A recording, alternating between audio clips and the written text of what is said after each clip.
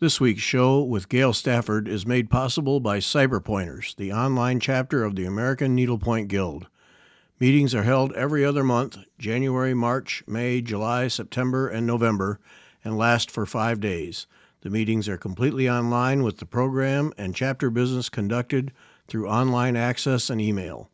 Programs are led by an instructor who is available to respond to comments and questions via email during the meeting. In addition, Cyberpointers provides stitching opportunities through workshops featuring projects by national designers that may not otherwise be available to our members. We also offer periodic lectures via Zoom. Cyberpointers' website is cyberpointers.org.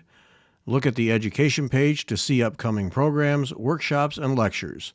Information about joining is on the chapter info page, and membership is open to all A&G members.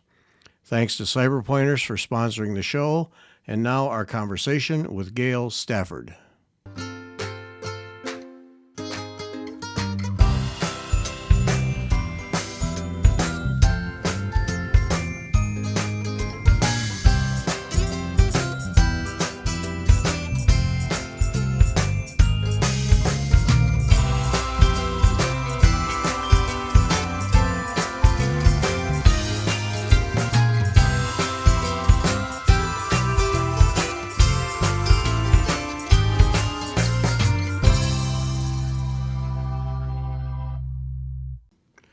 Welcome back. I'm Gary Parr. And I'm Beth Ellicott. And you're listening to Fiber Talk, the twice weekly podcast for needlework artists. Artist this week, Gail Stafford. Gail, welcome. Thank you. Oh, good to have you with us. All right. Math teacher, needlework designer, needleworker. Does the math drive the needlework or influence it in any way? It definitely influences some of it, and early on even more. I do a lot of geometric designs. I did a lot of Bargello for years and years and years. All those patterns are mathematical. Sometimes I use rotations, which is mathematical, to create geometric designs. But the math doesn't necessarily drive the landscape designs, except for the problem-solving component. And I believe designing is problem-solving, serious problem-solving, because there are always problems. Yeah. Well, Bargello looks to me like, we always talk about once you get the first row laid down, it's pretty straightforward after that. But design-wise, there's some math to it, and you got to work at it a little bit, or does it get to be automatic? I have an EGA group correspondence course going on right now called Bargello in Design, and it is they use Bargello patterns to create a square Bargello sampler. And I make recommendations about balance, how you achieve balance with color, starting with a focal point, using a border or not. So there are a lot of components there. You can't just slap it on the canvas. And whenever I'm through, I almost always say, well, this would have been better if I had done something different. Oh, okay. All right. And I'm in that group correspondence course. My guild is sponsored it, so sorry. My guild that's all right. My guild sponsors that and is sponsoring one, and I decided I needed to take it. Gary says you just follow the line. I have a terrible time with Bargello. I've got at least 2 pieces that I know I literally threw away because I couldn't finish that Bargello section. And I thought, I'm hoping this class will push me through. I'm sure it's a counting issue, but. There are some Bargello patterns that are difficult, but there are many that are not difficult. There are different kinds of Bargello patterns. So there are continuous line and those are the easy ones. You put in the first line and all the lines follow it. And then you have other types of Bargello patterns that increase in difficulty. And so I talk about all of that in the course. Yeah, it's very thorough. And that's what I was wondering about. The group correspondence courses I've taken a lot over the years since I've been a member of EGA. I've taken, the first one I took was when I first joined the EGA in 1990. And some are better laid out than others. Someone commented, "Your guys are going to have no problems with this class. It's very well laid out." Do you think that's because you're a math teacher, that you've taught math and you're very, I don't know. Analytical. Thank you. Perhaps. So the when you write a group correspondence course, there are many, particularly for EGA, there are many levels. And you start with writing a preliminary text. There's an editor who reads the text, who makes suggestions about changes. Eventually, you get to the stage where the course can be piloted. You have pilot stitchers who stitch the design in a shortened time frame. Then the pilot stitchers give feedback that comes back to you. All of this takes an enormous amount of time, depending on how quickly people get back with you. But I think it's a really good process for making it the best it can be. And so people do tell me in general that I write good directions, and I don't know if they're just being kind or if, I do. Well, yeah. Again, this gal has taken a lot of group correspondence courses, and she said, "Oh, this won't. The directions are clear," and that's. I was just wondering how difficult that is, because I have piloted some A&G correspondence courses too, and it's hard if you're a good stitcher. Sometimes you're moving along, and you know what the teacher wants, and so you assume something. Well, you've got somebody who's totally new, Right. and then they're clueless. They have no idea what the teacher meant by that. And Right. I would find that very difficult, especially since you're not, although we can write to, if you're an EGA member, you can write to the teacher, you send Right. it through the group, and you can get an answer. But in the middle of the night, when you want an answer, Usually there is a group coordinator if you're doing the class with a group coordinator, and that group coordinator works ahead. So they should have come across any questions that might occur, and they can Right. contact the teacher. And that's typically how it's done. But I'll respond to your in the middle of the night emails at 5 a.m. Well, and that's So nice to go to know. That's bed, nice to know. Beth. Go to bed. Maybe if you went and slept a few hours, then you'd be able to figure out this silly stitch, right? Right. But I think it's with classes like that, it's not the same as being in person. So the written instructions have to be No. spot on, really. Right. That whole process is interesting to me. I think people don't appreciate whether it's a group correspondence course or a course you teach at a national seminar or one that you just developed for yourself, how much work goes into from the initial design idea all the way through, because you can have a design, but then to instruct people on how to stitch that design is a whole another level of steps. And by the time the class is actually presented, there's so much time that's been consumed just to get there. Right. And when the class is small and you've put all this time and energy into it, it can be a tad frustrating. But I mean, for me, I stitch a design. I typically apply to one of the seminars.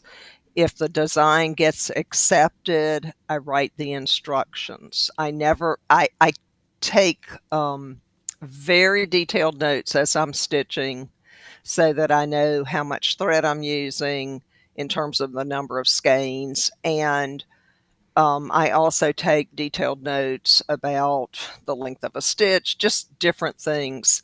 And all of that is handwritten. I use a doodle cloth for trying out things, and I take notes with the doodle cloth.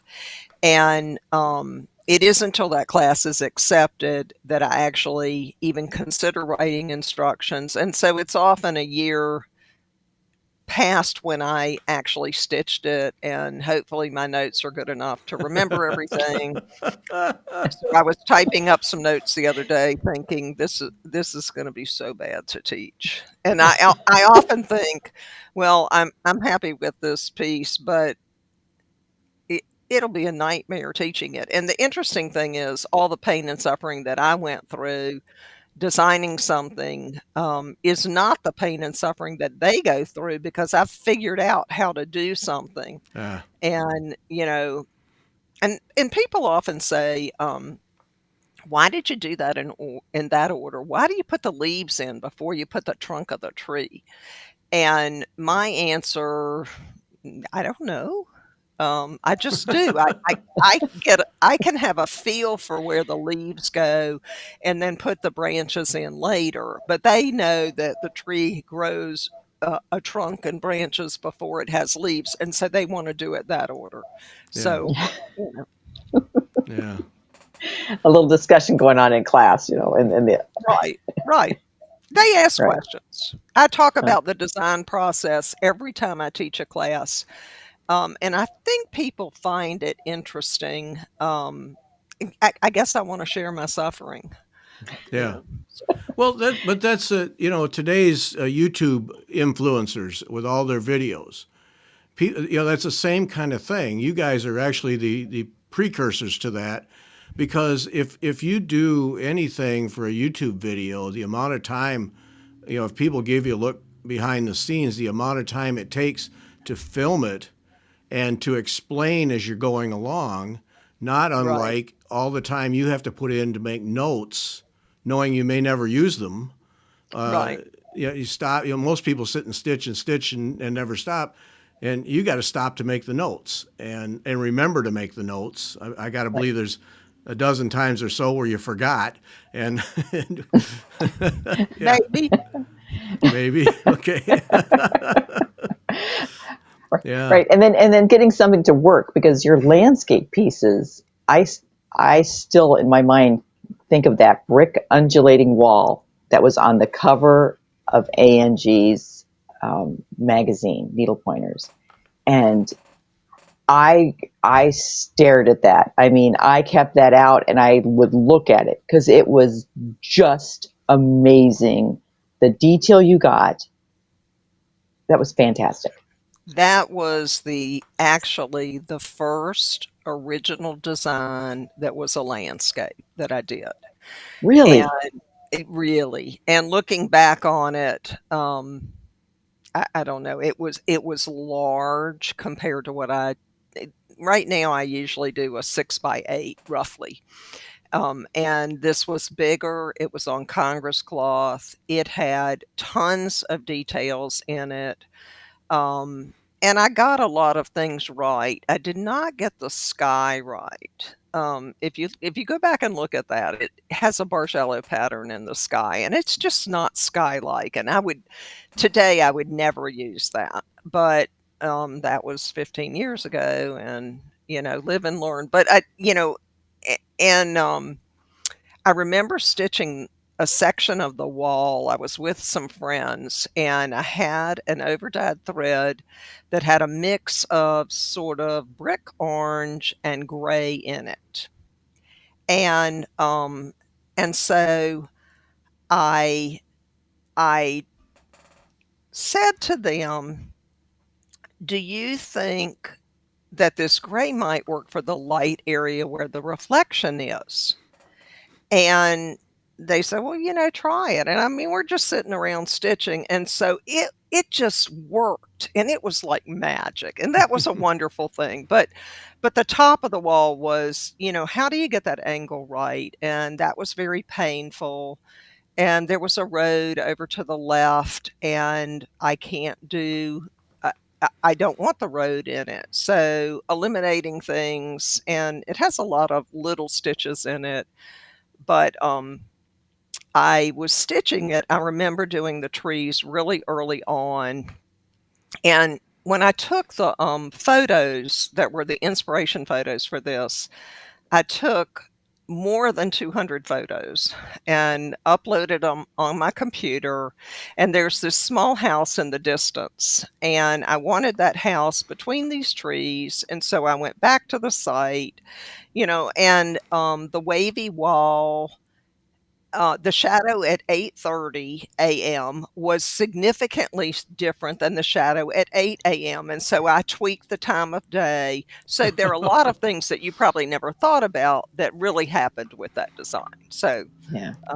it worked. It was fun. Yeah. Well, I've but And I never that didn't taught it. realize you never what? You never I've taught never it? taught it because I have I have some good notes. I did that for the Master Craftsman program. Um, but, um So it was one of the assignments on aerial perspective and demonstrating aerial perspective. And so I thought by getting the buildings in the distance and the trees in the distance, and you know, it worked. Hmm. But it, I don't is have that the I don't have good notes for that teaching that. is that what moved you to doing these landscapes from Bargello, or was it just you needed to try something else? For years and years and years, we went to the Outer Banks. We have a timeshare in the summer, and I would do a new Bargello sampler.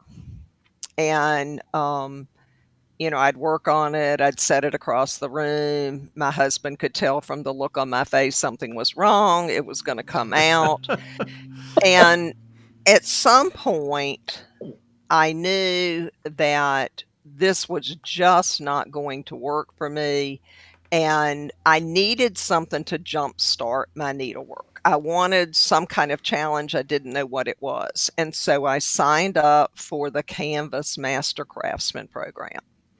And it was the smartest thing I did.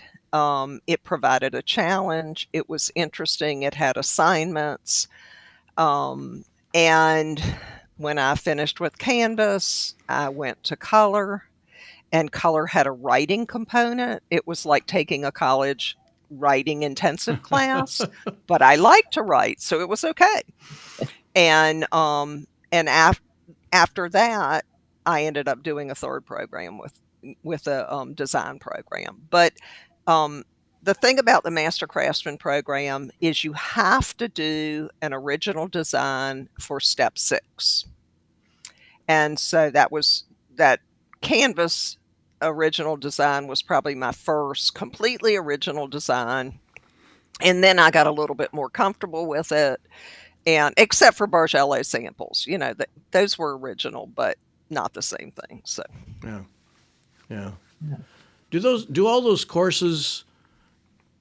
Some people will do them because they want to be certified, because they want to be on an official list to teach. People have different reasons. Sounds like you did them more for you to just expand your horizons. I did them because they provided a challenge. So they gave you an assignment, and they said, create a design doing so and so. And it was interesting. Um, it was challenging. Um, it was rewarding. It was disappointing. um, and but and some of it was really hard. I mean, Yeah. you'd get the assignment and you have no idea what you're going to do. One of the assignments, I think, in the color program was, or either design program, to use rubbings to create a design. And yeah, Beth is looking confused. So, I went and found these objects. I was at a friend's house one day. She had a doormat that was a hard metal something, and I, said, "Oh, I need to get a rubbing of that." And the best part was I was at a faculty meeting, and the podium had the laurel wreath for Wesleyan, and I got that rubbing. And, so things just fell into place. This was obviously not a landscape design, but just lots of challenges. One of the assignments was to demonstrate iridescence or luminosity. I didn't even know how you would demonstrate that. So there's a lot of research, but the Master Craftsman program is kind of a self-learning push. So you're not nobody's helping you with it. The chairman of the program will actually answer questions, but nobody is saying you need to do this differently except at the evaluation stage. And then there, some suggestions about, what you need to do differently. So did you And pretty much keep on track? Because I think you have so long between each lesson, or I can't remember, each level, right. right? Okay, so an assignment comes and you have 6 months to complete it. So if the judging is in April, there are judgings twice a year, 6 months apart. So if you miss a judging, then you have to wait till the next judging. Hmm. And so the minimum time for the 6 steps is 3 years. I don't think I did any of the programs in 3 years, but I came pretty close. And when I got to canvas to canvas applique, I'd never done it. I had no idea how to do it. And so I did you have to figure out what are you going to applique? What's going to work? There's a lot of figuring out. There's a lot of problem solving. Mm. And but so I taught myself to do that, and then, I know I took a year to do that assignment, but, so a minimum of 3 years, and, um, I after I did color, I thought, I don't know, if I wanna do any more," and I was with Catherine Jordan, who has 4 master craftsmen, and she said, "You need to do design," and so Yeah. I did. So Yeah, yeah. So Okay. in the end, are you a better designer, a better stitcher, or both for having done those? probably all of that. That it Okay. was growth. It was personal growth. Yeah. So for, step 1 and step 2 of color, um, I don't the focus was on one of those was do something in a create a design in a, traditional color scheme, and then stitch the same design in a non-traditional color scheme. So Mm. first you had to know what was meant by a traditional color scheme, but you had your choice. Hmm. And and so I created a design, and the feedback I got was this would make a great correspondence course. And Oh. so that turned into my first correspondence course, many years later. And so comments like that helped. And several of the pieces that I did for the Master Craftsman program, I have taught at seminars. Um, Now I'm just in the, oh, can I stitch an original design this year? And the thought of stitching 2 original designs in a year, and by original, I mean original landscape designs. Um, you know, I have to push myself. I know that, if I wanna get something done and I need to work in the morning, um, I need to do the thinking in the morning where I'm having a problem.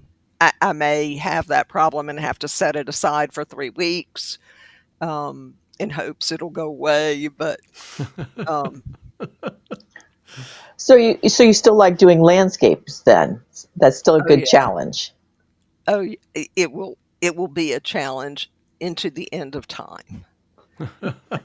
It doesn't get it doesn't get easier, and one thing that happens is, like, um, I stitched a recent design, and I said, "Okay, I cannot use Nabucco in the sky for every design I stitch."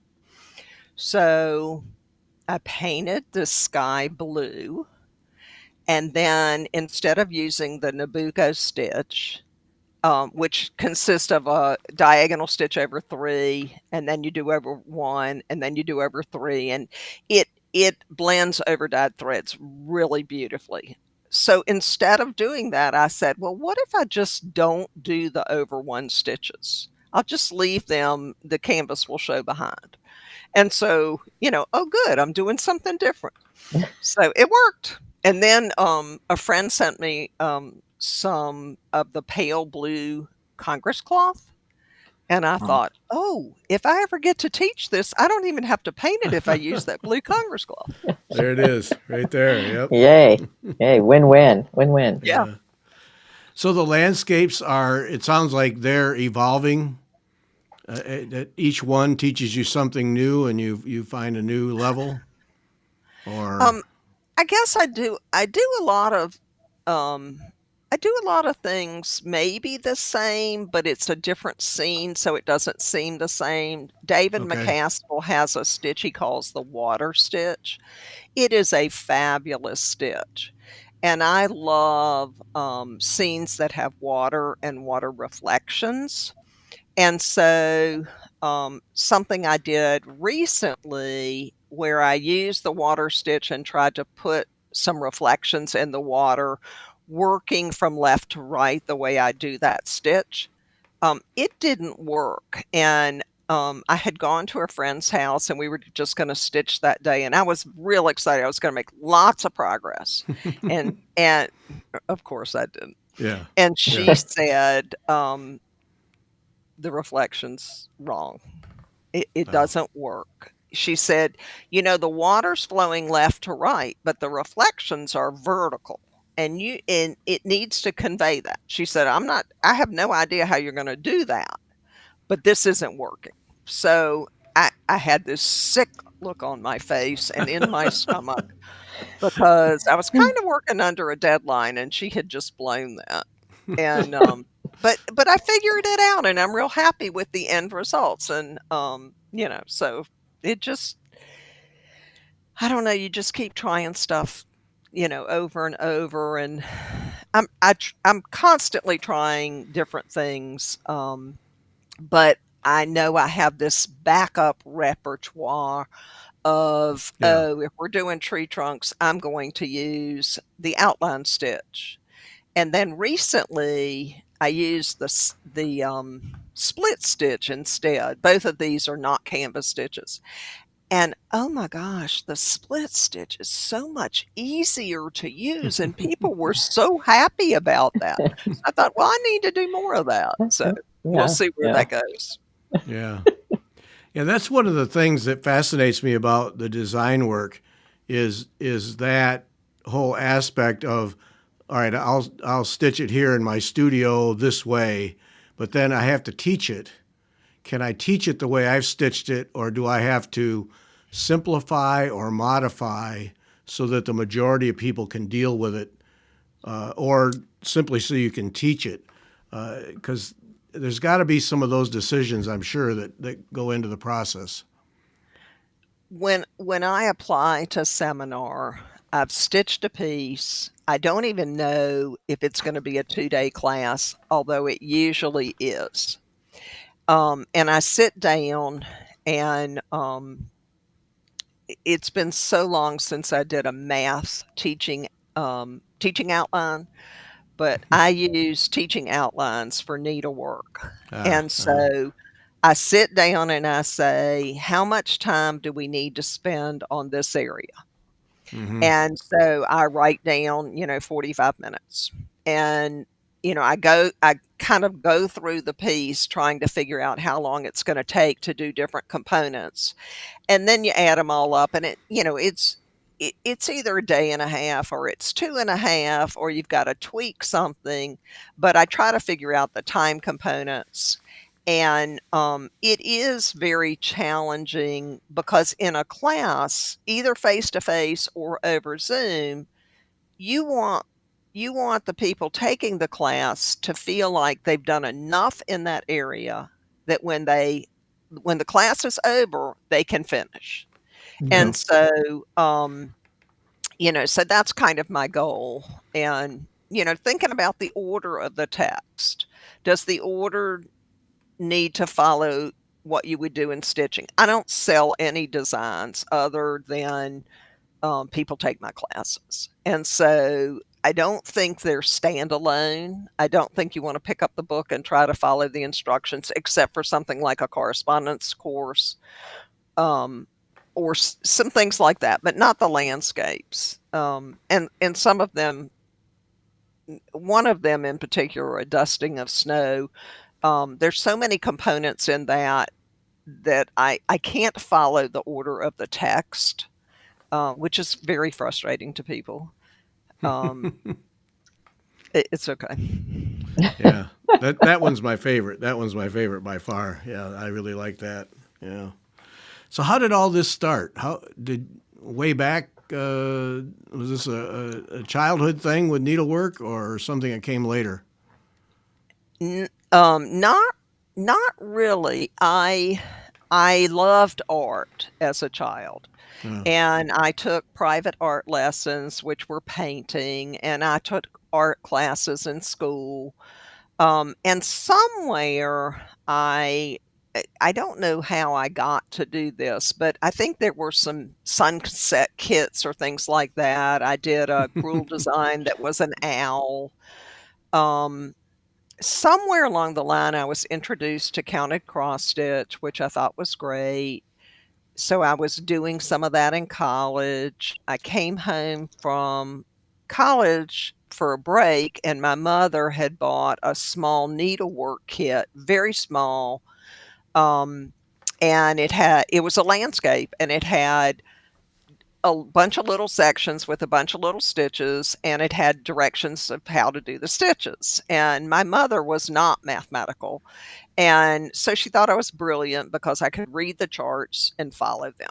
And so I stitched it up in a small amount of time, and but that didn't really do it for me, in terms of needlework.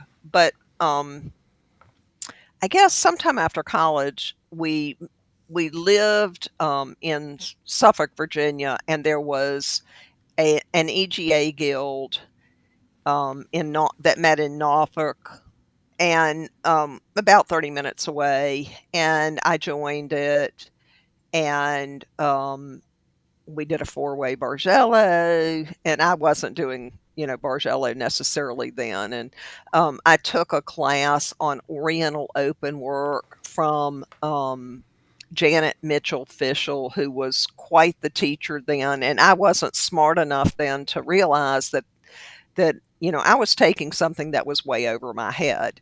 But since nobody told me, I went ahead and took it and did it, and I was okay.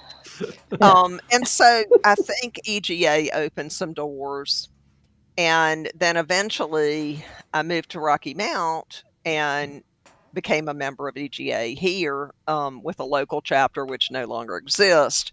But there was a lot of nurturing, and so I've done crewel. I've done some crewel. It's not my thing. Surface embroidery is not my thing, but I've done a little bit of it.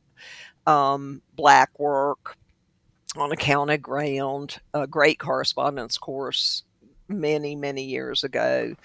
And it was really the Master Craftsman program where I began to create original designs and said, you know, well, maybe I can teach. And so I was on sabbatical one year at the college, and I went to the provost and said, I want to apply to teach at seminar. And if I'm gone for a week, is that going to be okay? And, Yeah. I said, I can do something. I'll figure it out. And he said, oh, yeah, go for it. And so I applied, and I got rejected, which was okay. And Oh no. well, yeah, it's okay. But I got the nicest letter or phone call, saying, "Try again. We like what you're doing." And so the second year when I tried, I had 2 pieces accepted, and one was a 4-day piece that was very complex. Fortunately, the class did not make, truly fortunately. So I just in my first seminar, I had a 2-day class, and that was Yeah. great. And that was my introduction, and kind of went Yeah. from there. But Master Craftsman really got me to this point. That was the big hurdle then. Yeah. Right, right. Yeah. And I didn't go into it thinking any of that, Yeah. but it happened. You know. Yeah. Yeah. What's that like now? Like I'm a former science teacher. Beth home taught her kids, so we both we both have experienced it. What is that like teaching a class of math students and a class of needleworkers? Is it a completely different thing, or is it just different subject matter? I'm not sure I want this recorded. Okay. um, so I've taught some honors classes that are a lot of fun because they're challenging and they're kind of fun to teach, and students are motivated and they're learning different kinds of things. But the day-to-day elementary statistics every semester Yeah. Yeah. gets very old. And so I just retired, long past overdue, but I just did from math teaching. But I came back from seminar one year, and the first day I saw my students, I wrote on the board, be a student who wants to learn, Mm. because it's so wonderful teaching needlework because everybody's there and they want to be there and they're happy to be there. And, they want to ask questions, and teaching needlework is great. I just like being around those people because they share an interest. Um, but they're not the same. And I taught for 40 plus years, so um, it gets old. And so the needlework teaching hasn't gotten old, Yeah. and I don't Yeah. think it will. Yeah. I think I'll age out before it gets old. Yeah. Well, No. and it's true. I know. I remember having days with my kids, and most of the time it was fine. But every now and then I'd get this like, "Why do I have to do this?" And you're like, "Well, you don't have a choice." And getting them to get that motivation. And I can imagine doing it year after year, where you have this resistance, Right, of this right. big group of, and all new. It would be, yeah, after a while. But needleworkers, Yeah. we just love, we want to learn something new. That's why we take classes. I think and I think that's what's intriguing. And Gary and I ask about this all the time, is those EGA master classes. Would we take one? I think it sounds like you have to be very self-motivated. You have to be willing to work, on your own and be able to hit deadlines, and then be willing to stretch yourself, really, to do, to For the kind of, deadlines, I would be working on a piece, and I would always say to myself, I don't know if I'm going to make this deadline or not. If I do, I do, and if I don't, I don't. But I'd keep working. And, I'd come home from math teaching and I'd have something to do that was kind of fun. So, it was a good challenge. So, yeah. Yeah. Yeah. No, I know that feeling that students who want to learn. That was my last teaching job. I had an advanced biology course. It was 7 students, and it was the end of the day. And those 7 students, and I just sat up a couple of lab tables, and we just sat around a table, and it was the top, the very top students in the school, and it was thank you. Okay, after all of this right. stuff all day long. Now these 7 kids right now, we can just sit down. They did their homework. They paid attention to their homework, and now we can have a discussion about advanced biology. We can go do a lab, and they dig in, and yeah, I know that feeling. It's wonderful. Yeah, Right. yeah, makes the rest of the day tolerable. Right. And there's some wonderful students. It's, Oh yeah, yeah, but sometimes the content gets old if you've taught it over and over and over. yeah, Yeah. Yeah, that too. I bet. I bet. yep. So it sounds to me like when you're teaching, the needlework at some point was this mental escape for you. It was like go home and just let it all fall out of you. Right, right. It was something to look forward to, um, during home leisure hours. Yeah. Yeah, yeah. Get me out of this school and give me a needle. Yeah. Yeah. Yep. So the let's go back to the landscapes because I'm so fascinated by them. I mean, they're what goes into them, the shadowing and the perspective. Uh, Difficult for you to learn, or did your art background give you enough that you could kind of dig in and put it in place? Because to do it on a grid as opposed to painting it, you don't have as much flexibility. Um, I think so. There are design principles, things about perspective. Smaller objects are in the distance, larger objects in the foreground. I mean, there's certain things that everybody probably knows. They may not have thought about it, but they know it. And then, you have things like brighter colors in the foreground, duller grayer colors in the distance. I work a lot from photos, and they don't always follow the rules. Um, Mm-hmm. but and I usually try to adhere to the photos more than the rules. Okay. Um, but I think I have a good eye for positioning things. And so, I was talking earlier about this house that needs to be between the trees.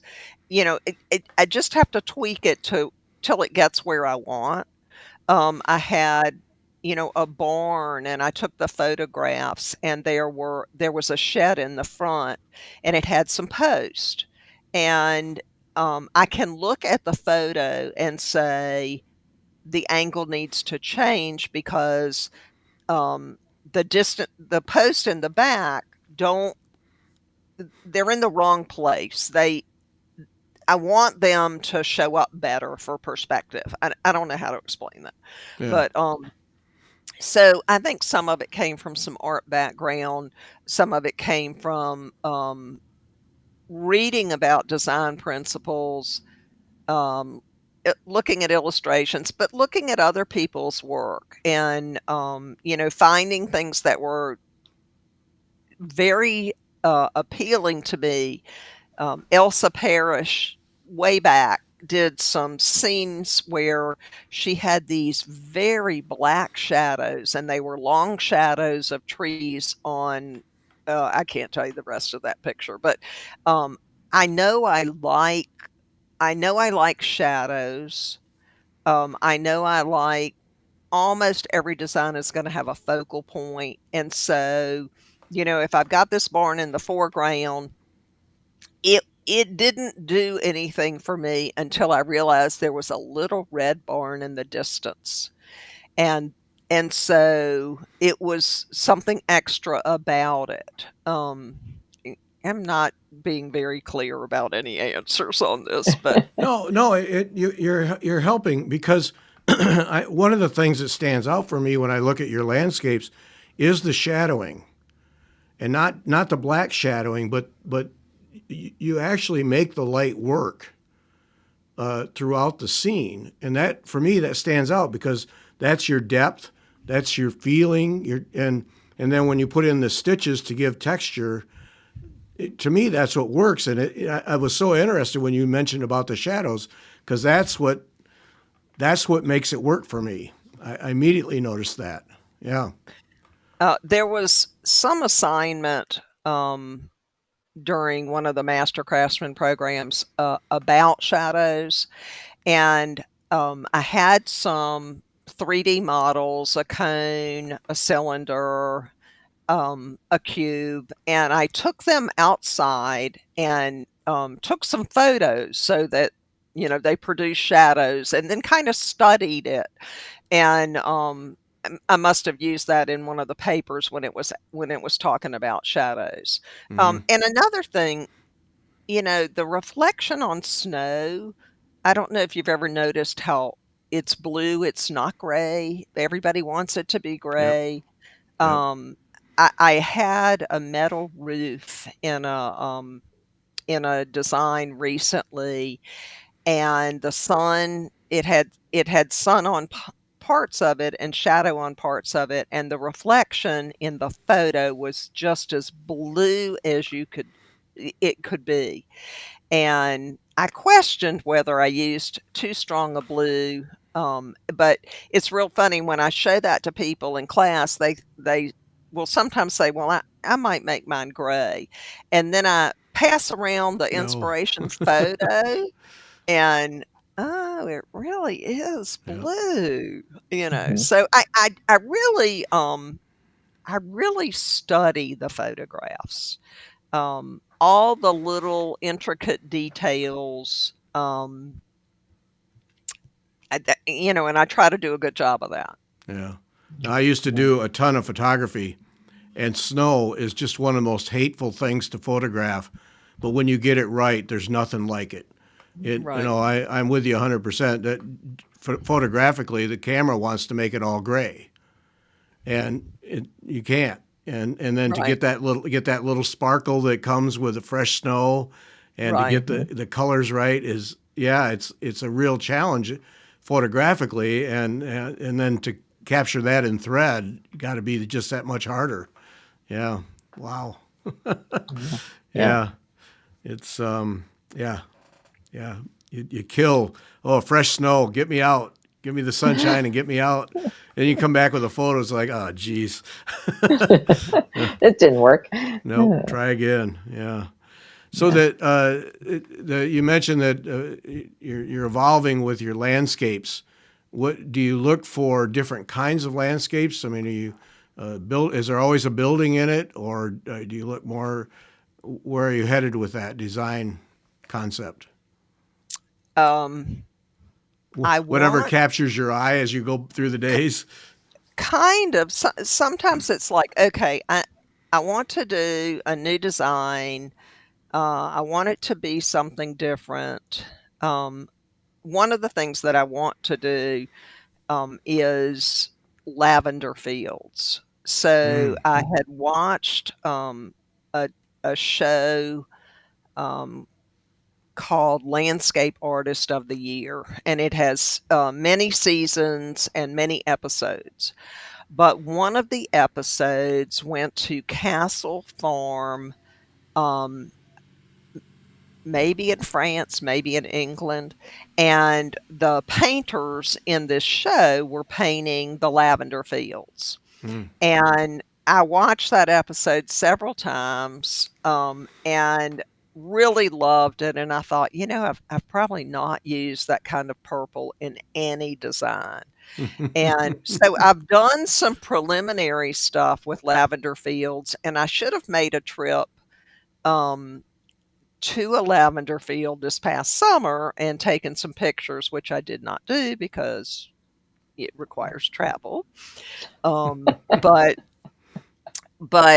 I'd like to do something of that nature, and I may just try to do something not from a photograph, which that will be I think I can take a photo of something that I use in the background, and then the images from seeing that show over and over, I have an idea of what I want. I want those rows, of lavender bushes that go Yeah. into the distance, Mm-hmm. Mhm. and, so that's what I'd like to be the next design, but it may not be. A lot of times, my husband and I will go right in the country on a search for the right place, Yeah. which never exactly works, but, and I don't know where we are, but he knows where we are, and we'll pass these places, and I'll take photos and, "Do you wanna stop here?" And we stop a lot of places, and so for this barn,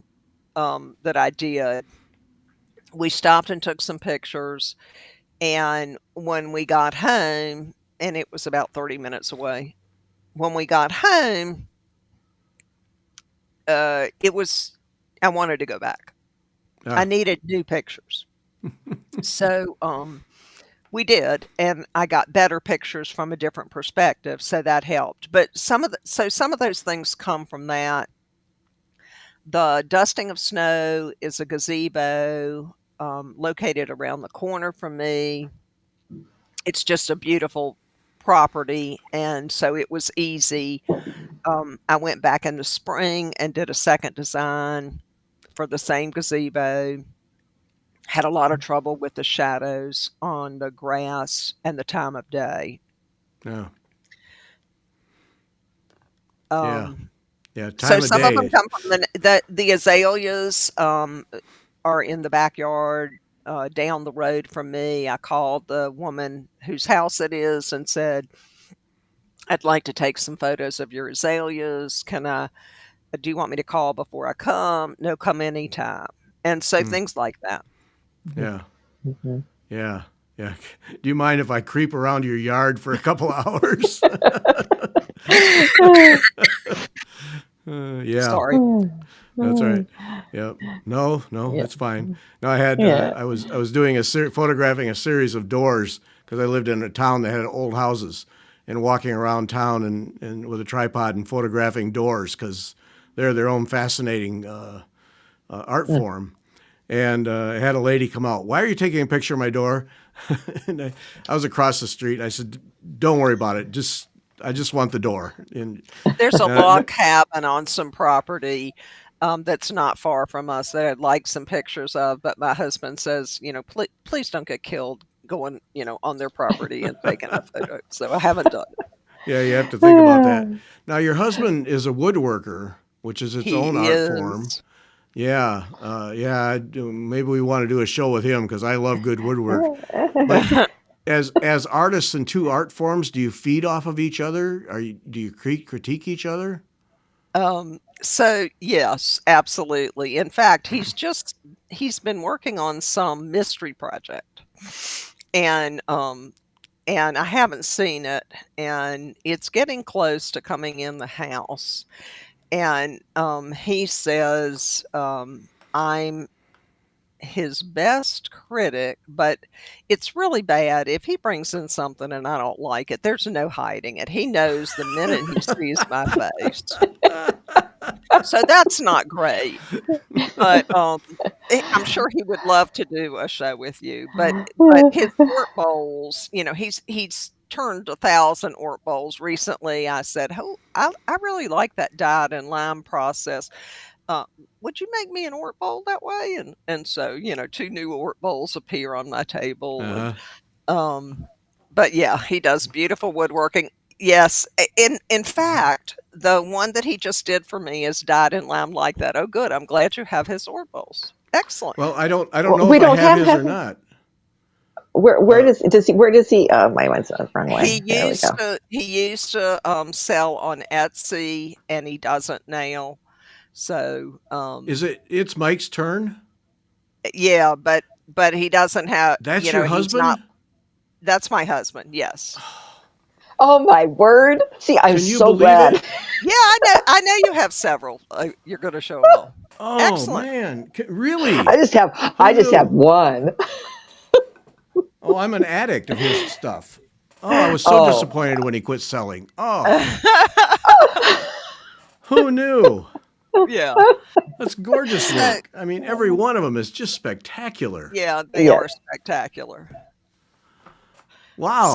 So, you asked me about, do we feed off of each other? A lot of times we don't, but then, other times, I'll stitch something and I'll go to him for his opinion, which I do not always take.